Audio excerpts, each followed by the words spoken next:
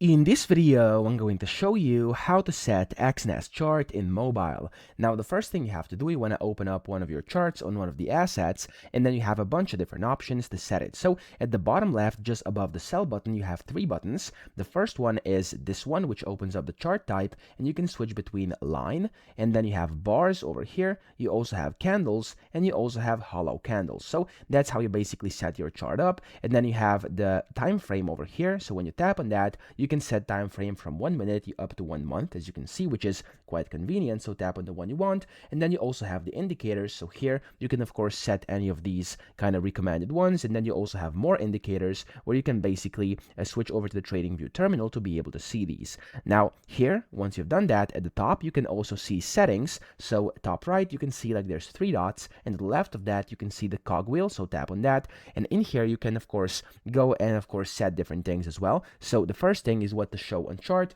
If you want to show open positions, take profits, stop losses, stops or limits, closed positions, trading signals, etc., you can select if you want to see that on your chart or not by just tapping on that. If there's a check mark, it's going to show. If there's no check mark, it's not going to show. At the bottom you can see chart preferences, and in here you can switch over chart from Exness to trading view if you wanna.